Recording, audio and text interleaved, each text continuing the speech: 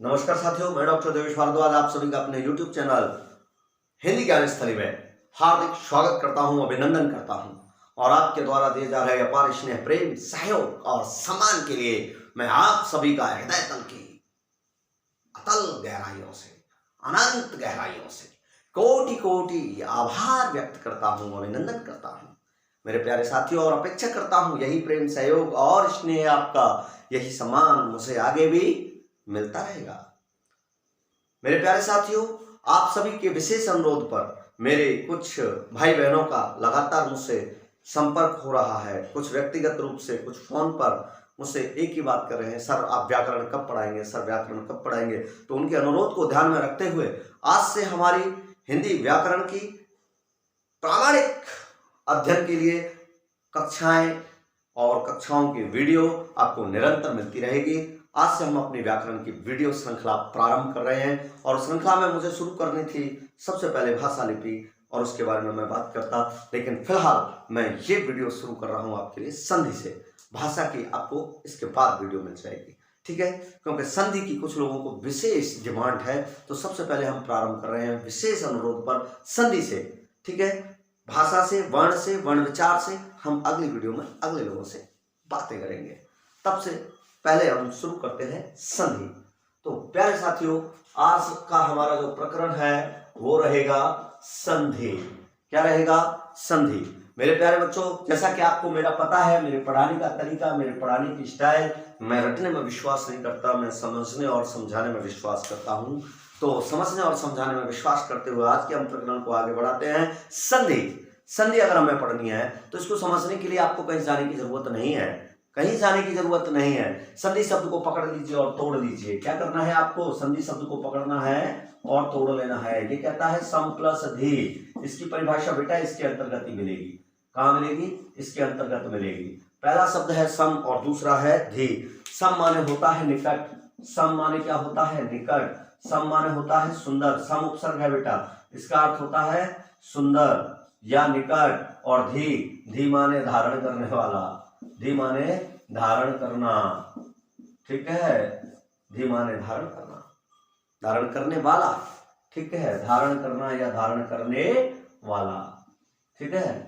करने वाला लिख लीजिए, तो धारण करने वाला। और सुन, अब देखिए इसका अर्थ क्या निकल के आ रहा है संधि का, कि सम माने निकट से, धी माने धारण करने वाला। निकट जाए, दूर से धारण नहीं हो सकता है?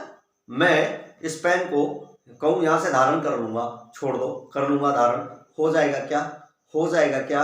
नहीं होगा ना। इस पेन को धारण करने के लिए मुझे क्या करना पड़ेगा? निकट जाना पड़ेगा। और निकट जाकर बड़े सुंदर तरीके से मैं इसको धारण कर लूं, है ना, जॉइंट हो जाए और ज्यादा दिखाई भी नहीं दे, पता भी नहीं पड़ेगा यहाँ जॉइंट हो गया है। बहुत ज्यादा गौर करने पर पता चले कि मैंने इसको धारण कर रखा है, मैंने इसको इस तरीके से पकड़ा कि पूरा पेन दिखाई दे रहा है। तो धीरे सुंदर तरीके से, निकट जाकर सुंदर तरीके से मैंने इसको धारण कर लिया, यानी जो जॉइंट हुआ वो दिखाई भी नहीं दिया कि मैंने इसको पकड़ भी रखा है। तो इसको हम कहते हैं संधि। अच्छा, सिंपल सी बात है, जब ये पेन आपको यहाँ दिखाई दे रहा है, ये यहाँ है, इस प्रकार आप इसे आगे से देखिए, पीछे से देखिए, ऐसे देखिए, चारों तरफ से दिखाई दे रहा है ना। लेकिन जैसे ही, और मेरा ये हाथ भी आपको ऐसे ऐसे पूरा दिखाई दे रहा है, नहीं दे रहा है? ऐसे समझ लीजिए ये कैप है और ये पेन है। अब ये दोनों एक दूसरे को धारण करेंगे, देखना, है ना। सम माने निकट जाकर, अब दूर से तो एक दूसरे को धारण नहीं कर सकते, निकट जाकर। अभी आप देखिए इस कैप को आप अंदर से देख सकते हैं, मैं दिखाऊं आपको, कैमरे की नजर से देखिए इसको। ये देखिए कैप दिखाई दे रहा है, अंदर से, बाहर से, चारों तरफ से दिखाई दे रहा है। ये पेन भी आपको दिखाई दे रहा है, आगे से, पीछे से, चारों तरफ से, ठीक है। अब इस पेन को हम इसके बिल्कुल पास ले जाते हैं और निकट जाते ही ये सुंदर तरीके से इसको क्या कर लेता है? धारण कर लेता है। अब बताइए, आपको पेन का आगे का हिस्सा दिखाई दे रहा है? नहीं, आपको कैप के पीछे का हिस्सा दिखाई दे रहा है, लेकिन इसके आगे का हिस्सा दिखाई नहीं दे रहा है। अब देखिए, कैप के आगे का हिस्सा दिखाई दे रहा है? दे रहा है क्या? नहीं, पेन के पीछे का हिस्सा दिखाई दे रहा है। इसका मतलब कुछ बदल गया है, कुछ परिवर्तन हो गया है, कुछ विकार आ गया है इसमें, हुआ है कि नहीं? अब आगे का दिखाई नहीं दे रहा इसका, इसके पीछे का नहीं दिखाई दे रहा, इसके आगे का नहीं दिखाई दे रहा है ना। ऐसा हो रहा है, इसके भी आगे का नहीं है, इसके भी आगे का नहीं, गड़बड़ हो गया, मतलब दिखाई नहीं दे रहा है। कुछ तो परिवर्तन हुआ है बेटा, इसी परिवर्तन का नाम जॉइंट है। इंग्लिश में इसको जॉइंट कहते हैं, हिंदी में इसको संधि कहते हैं। क्या हुआ, दो चीजें जो अलग अलग थी, है ना, दूर दूर थी, अलग अलग थी, जैसे हमने इनको पास लाकर, निकट लाकर, पास लाकर क्या किया, सुंदर तरीके से एक को दूसरे को धारण करा दिया, तो इनके धारण होने पर इनमें क्या आ गया, कुछ परिवर्तन आ गया इनकी स्थिति में। इस परिवर्तन को हम विकार कह देते हैं साहित्य की भाषा में।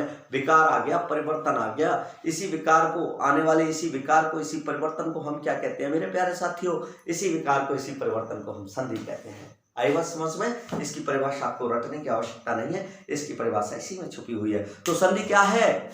संधि अब हम पढ़ने जा रहे हैं, शब्द को हम तोड़ेंगे। तो शब्द किससे बनता है? वर्णों से। वर्णों के सार्थक मेल को और स्वतंत्र अस्तित्व रखने वाले, वर्णों के सार्थक और स्वतंत्र अस्तित्व रखने वाले समूह को हम क्या कहते हैं? शब्द कहते हैं। तो शब्द को तोड़ेंगे तो वर्ण ही तो अलग होंगे। तो इसकी परिभाषा क्या बनेगी? इसकी परिभाषा क्या बनती है? शॉर्ट एंड स्वीट, दो वर्णों के मेल से, है ना, दो वर्णों के परस्पर मेल से उत्पन्न विकार को, पहली शर्त है विकार जरूर होना चाहिए, परिवर्तन नहीं होगा तो संधि नहीं होगी, परिवर्तन होना चाहिए, परिवर्तन नहीं है तो संधि कैसे हो जाएगी? फिर वो संयोग होगा, संधि नहीं होगी। तो दो वर्णों के परस्पर मेल से उत्पन्न विकार को हम संधि कहते हैं। परस्पर क्यों?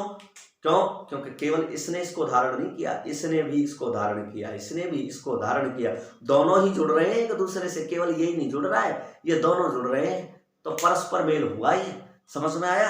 तो दो वर्णों के परस्पर मेल से उत्पन्न विकार को संधि कहते हैं। दो वर्णों के परस्पर मेल से उत्पन्न विकार को संधि कहते हैं। जैसे बेटा मैंने कह दिया यहां पर राम और प्लस अनुज, राम प्लस अनुज, ठीक है। अब सबसे पहले आप इसको वर्ण वाली स्थिति में ले आइए, वर्ण का विखंडन नहीं हो सकता।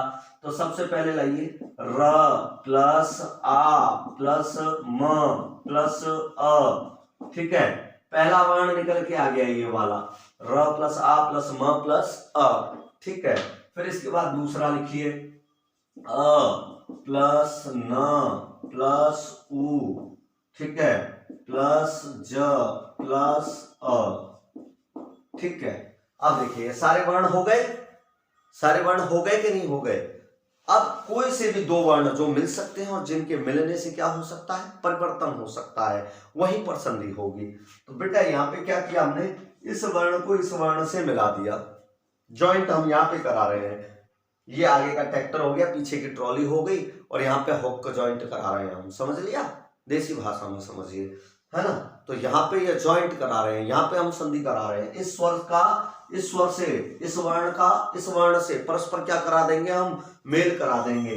ये इसको धारण कर लेगा, ये इसको धारण कर लेगा, कोई किसी को भी धारण कर ले, धारण कर लेगा, दोनों परस्पर एक दूसरे को धारण करेंगे। तो दोनों परस्पर यहाँ एक दूसरे को जब धारण करेंगे तो यहाँ मिलकर क्या हो जाएगा? अ प्लस अ बराबर आ हो जाता है। दीर्घ संधि का नियम है, अका सवर्णे च दीर्घः। समान वर्ण जब, समान स्वर जब मिलते हैं तो अपने ही दीर्घ हो जाते हैं, है ना। जब समान ह्रस्व स्वर मिलते हैं या ह्रस्व दीर्घ स्वर मिलते हैं या दीर्घ दीर्घ स्वर मिलते हैं तो समान स्वरों के सजातीय होने पर वो क्या हो जाते हैं? सजातीय स्वरों के परस्पर मेल पर वो अपने ही दीर्घ में परिवर्तित हो जाते हैं, चाहे वो ह्रस्व रस्व हो, चाहे ह्रस्व दीर्घ हो, चाहे दीर्घ ह्रस्व हो, चाहे दीर्घ दीर्घ हो, ठीक है। तो यहाँ ये ह्रस्व है, ये भी ह्रस्व है, और दोनों मिलकर सजाती हैं।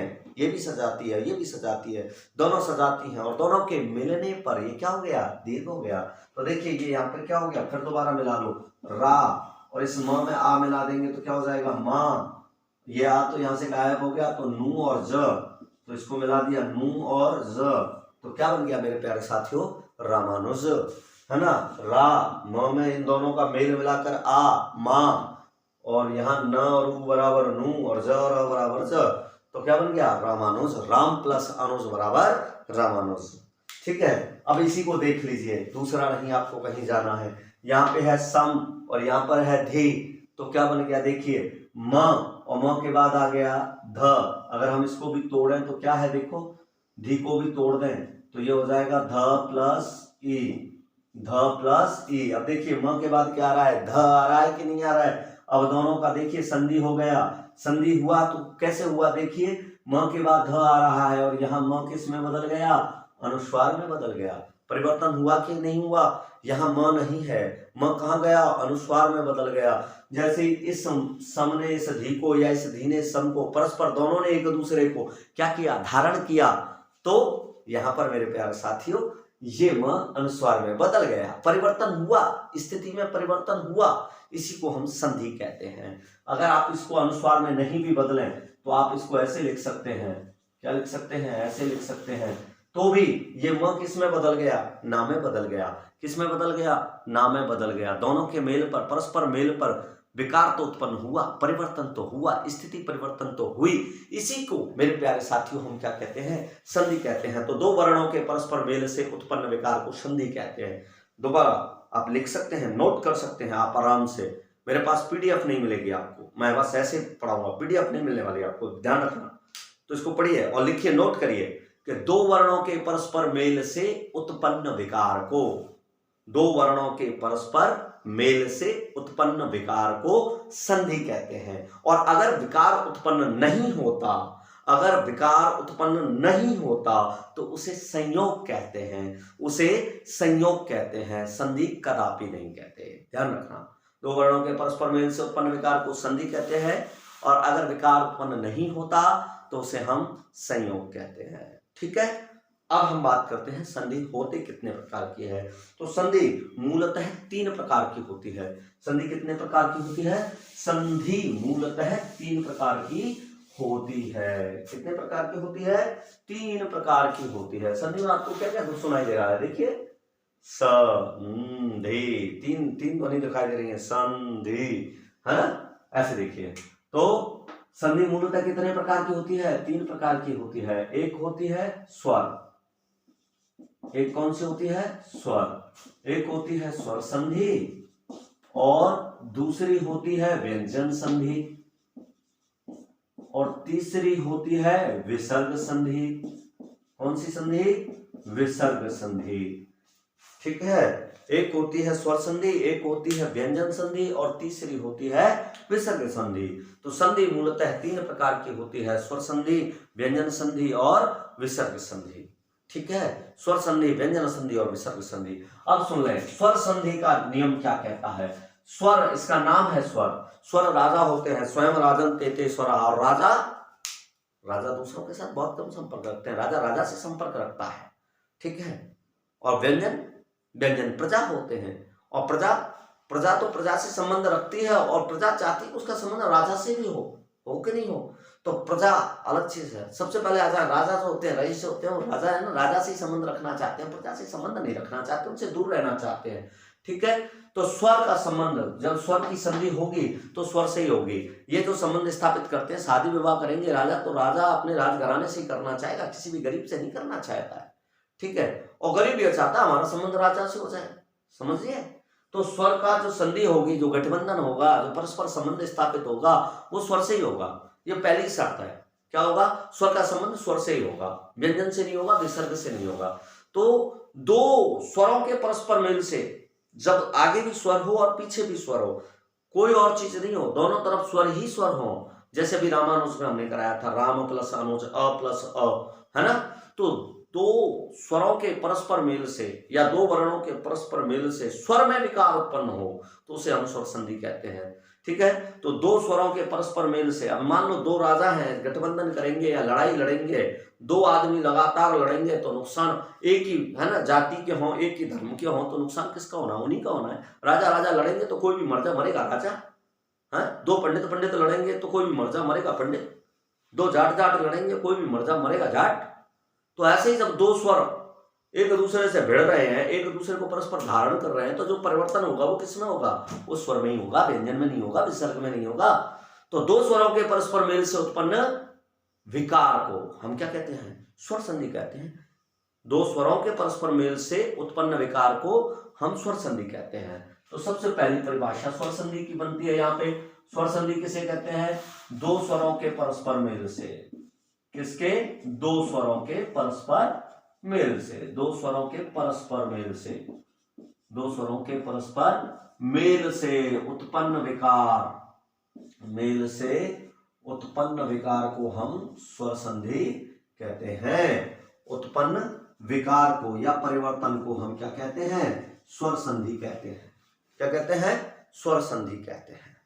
ठीक है बेटा, दो स्वरों के परस्पर मेल से उत्पन्न विकार को हम स्वर संधि कहते हैं। और व्यंजन संधि क्या होती है बेटा? दो वर्णों के परस्पर मेल से जब व्यंजन में विकार उत्पन्न हो। दो वर्ण क्या हो सकते हैं? स्वर स्वर भी हो सकते हैं और स्वर व्यंजन भी हो सकते हैं। मैंने कहा प्रजा का प्रजा से संबंध तो रहेगा ही रहेगा। प्रजा तो ये चाहती है मेरा राजा से भी संबंध हो जाए, तो जहां व्यंजन और स्वर की भी संधि हो, यहां तो दोनों ही स्वर होंगे, ध्यान रखना। लेकिन व्यंजन संधि में एक स्वर हो सकता है, एक व्यंजन हो सकता है, या दोनों ही व्यंजन हो सकते हैं, या दोनों ही क्या हो सकते हैं? व्यंजन हो सकते हैं। ठीक है, तो स्वर व्यंजन अथवा व्यंजन व्यंजन के मेल से उत्पन्न विकार क्या करेगा? किस में होगा? अच्छा, राजा और प्रजा की लड़ाई हो तो नुकसान किसका होगा? प्रजा का ही होगा, राजा का तो होना नहीं है। राजा के पास तो पावर है ना, मरेगा तो। और प्रजा प्रजा में लड़ाई हो तो कौन नुकसान किसका होगा? प्रजा का ही होएगा कि नहीं होएगा? प्रजा का ही होएगा ना। तो ये है बेटा यहाँ पे। तो व्यंजन अगर स्वर से भिड़ेगा, एक दूसरे स्वर और व्यंजन परस्पर भिड़ेंगे तो भी विकार व्यंजन में आएगा, और व्यंजन व्यंजन परस्पर भिड़ेंगे तो भी विकार व्यंजन में आएगा। ठीक है, तो स्वर और व्यंजन के मिलने पर भी परिवर्तन व्यंजन में होगा। राजा के आने पर तो व्यंजन को सीट खाली करनी पड़ेगी, और व्यंजन व्यंजन में दोनों में से कोई भिड़ ले या किसी के आ जाने पर भी सीट उसी को खाली करनी पड़ेगी। क्या नहीं करनी पड़ेगी? है, करनी पड़ेगी ना। तो व्यंजन अगर व्यंजन से मेल खाता है तो भी व्यंजन संधि है, और व्यंजन अगर स्वर से मिलता है तो भी व्यंजन संधि है। यानी परिवर्तन किस में आए? व्यंजन में आए। तो दो वर्णों के मेल से व्यंजन में विकार उत्पन्न हो तो उसे हम व्यंजन संधि कहते हैं। दो वर्णों के मेल से, वो व्यंजन व्यंजन हो सकते हैं और वो स्वर स्वर हो सकते हैं, स्वर और व्यंजन हो सकते हैं। तो वे दो वर्ण कौन से हो सकते हैं? स्वर और व्यंजन या व्यंजन व्यंजन। ठीक है, दोनों के मेल से विकार किस में होगा? व्यंजन में होगा। तो दो वर्णों के मेल से व्यंजन में विकार उत्पन्न होता है तो उसे हम व्यंजन संधि कहते हैं। ठीक है, स्वर और व्यंजन अथवा व्यंजन व्यंजन के मेल से उत्पन्न व्यंजन विकार को ही हम व्यंजन संधि कहते हैं। ठीक है बेटा। और तीसरा है विसर्ग। जब दो वर्ण परस्पर मिले और विसर्ग में विकार उत्पन्न हो, परिवर्तन विसर्ग में आए, विसर्ग के स्थान पर परिवर्तन हो, तो विसर्ग में विकार उत्पन्न हो तो उसे हम विसर्ग संधि कहते हैं। ये तीनों की परिभाषा है। ठीक है, समझ में आ गई? अभी इसको आगे हम समझाएंगे, डिटेल से समझाएंगे। अभी हम बात करेंगे स्वर संधि की। ठीक है, अभी हम बात किसकी करेंगे? स्वर संधि की। तो स्वर संधि की जैसा मैं अभी आपको बता रहा था कि स्वर संधि क्या है? दो स्वरों के परस्पर मेल से उत्पन्न विकार को हम स्वर संधि कहते हैं। दो स्वरों के परस्पर मेल से उत्पन्न विकार को हम स्वर संधि कहते हैं। दोनों तरफ क्या होंगे? स्वर होंगे। दोनों तरफ क्या होंगे? स्वर होंगे। तो स्वर संधि क्या है? दो स्वरों के परस्पर मेल से उत्पन्न विकार को स्वर संधि कहते हैं। और स्वर संधि मुख्यतः 5 प्रकार की होती है। स्वर संधि मुख्यतः कितने प्रकार की होती है? मुख्यतः 5 प्रकार की होती है। पहले कौन सी होती है? इसको आप इस डिटेल, इस क्रम से याद करिएगा। उल्टी सीधी कैसे भी पढ़ा देते हैं लोग, पढ़ाने से कुछ नहीं है, क्रम होना चाहिए। सबसे पहले बेटा क्या होगा? पहले हमारे पास मूल स्वर थे। इसके लिए हमें संधि के लिए पहले स्वरों को पढ़ना होता है। मैं पहले वीडियो वो डालूंगा, है ना, वर्णों का वर्गीकरण, उसमें स्वर और व्यंजनों का वर्गीकरण होगा। जब वो समझ में आ जाएगा तो ये भी समझ में आ जाएगा। ठीक है, फिलहाल हम बात करते हैं। तो सबसे पहले हमारे पास 4 मूल स्वर होते हैं, और वो मूल स्वर ही मिलकर अपने क्या है? दीर्घ तैयार करते हैं। तो सबसे पहले होगी संधि कौन सी? दीर्घ संधि। कौन सी संधि होगी? दीर्घ संधि। ठीक है, तो स्वर संधि में पहली संधि कौन सी होती है? दीर्घ संधि। जब सजाती स्वर तैयार हो जाते हैं, अ, आ, इ, उ और रे। री की बड़ी संस्कृत में होती है, री बड़ी संस्कृत में यूज होती है, हिंदी में नहीं होती। ठीक है, जब ये तैयार हो जाते हैं तो हम क्या करते हैं? फिर उनसे विजातीय सम्मेलन कराते हैं। विजातीय मिलन कराते हैं। अ का ई से करा देते हैं, अ का उ से करा देते हैं। तब हमारे पास यहाँ जब इस प्रकार के गुण मिलाते हैं, है ना, संकरण कराते हैं, तो यहाँ दूसरी संधि प्राप्त होती है। उसका नाम है गुण संधि। कौन सी? गुण संधि। और जब गुण से अ से ई मिलाने पर ए प्राप्त हो जाता है, और अ से उ मिलाने पर ओ प्राप्त हो जाता है, और अ से री मिलाने पर अर प्राप्त हो जाता है, तब फिर हम इसमें कुछ वृद्धि करते हैं। थोड़ा और बढ़ाओ इसको, ये प्यास है बड़ी, थोड़ा और बढ़ाइए, तब हम और बढ़ाते हैं। तो तीसरे नंबर पे बेटा हमारी संधि आ जाती है वृद्धि संधि। कौन सी संधि आ जाती है? वृद्धि संधि। यहाँ पर हमारी संधि बढ़ जाती है और यहाँ पे हमको प्राप्त होती है वृद्धि संधि। और चौथे नंबर पे बेटा हमारी एक जो अर्ध स्वर है य व, उनका हम प्रयोग करते हैं। संस्कृत में तो र और ल का भी प्रयोग होता है, य व र ल हो जाते हैं। तो ई के बाद कोई असमान स्वर आए तो ई या में बदल जाता है, ऊ के बाद कोई असमान स्वर आए तो उवा में बदल जाता है, री के बाद कोई असमान स्वर आए तो रा में बदल जाता है, और ली के बाद आए तो ला में बदल जाता है। लेकिन हिंदी में हम तीन ही पढ़ेंगे, य व और रा। ठीक है, तो ये यहाँ पर हो गई बेटा यण संधि। चौथे नंबर पे कौन सी हो गई? यण संधि। इसी क्रम से पढ़ना है और फिर हम इनको और बड़ा बना देते हैं। ये प्यास है बड़ी, मैंने अभी बताया था ना, तो थोड़ा और बड़ा बना देते हैं। और अगली संधि में हम पहुंच जाते हैं पांचवी, ये होती है अयादि संधि। कौन सी होती है? अयादि संधि। ठीक है प्यारे बच्चों, तो स्वर संधि मुख्यतः कितने प्रकार की होती है? 5 प्रकार की होती है। दीर्घ संधि, गुण संधि, वृद्धि संधि, यण संधि, अयादि संधि। ठीक है, अगर हम दीर्घ संधि की बात करें तो जैसे हमने कह दिया देव प्लस असुर। यहां पे क्या है देखिए, व में कौन सा स्वर दिखाई दे रहा है आपको? अ। व में से निकालें तो क्या दिखाई दे रहा है? अ। और यहाँ पे क्या दिखाई दे रहा है? अ। इसको ले लेते हैं, बाकी आप ऐसे लिख दो देव ऐसे लगा के, है ना, और सुर को लिख दो ऐसे। सुर को ले लो यहां से और देव को ले लो यहां से, और अ प्लस अ बराबर क्या हो जाएगा? आ हो जाएगा। ये दीर्घ संधि में है। अ प्लस अ बराबर क्या हो जाएगा? आ हो जाएगा। आ कहाँ लगेगा? वा पे लगेगा, अपने से पहले वाले व्यंजन पे लगेगा, तो ये शब्द बन जाएगा देवासुर। क्या बन जाएगा? देवासुर। इस पे हम कल चर्चा करेंगे, फिलहाल मैं आपको एक एक उदाहरण बता रहा हूं। गुण संधि में आप देखें, गुण संधि में ये कह रहा है देव और प्लस इंद्र। अब यहाँ पर क्या है देखिए, इधर अ के बाद अ नहीं है, इधर अ के बाद क्या आ गया? ई आ गया। इधर अ के बाद क्या आ गया? ई आ गया।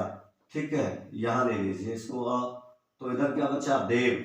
इसको ऐसे कर दीजिए और ई को यहाँ पे ले लीजिए, ई ले लीजिए, तो बचा क्या? न और द्र है, और ई मिलके क्या हो जाता है? ए हो जाता है। तो ए की मात्रा कहाँ लगेगी? वा पे, तो ये बन गया देवेंद्र।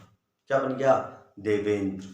ठीक है, अ और ई मिलके ए हो जाता है, और ए की मात्रा किस पे लगेगी? वा पे लगेगी।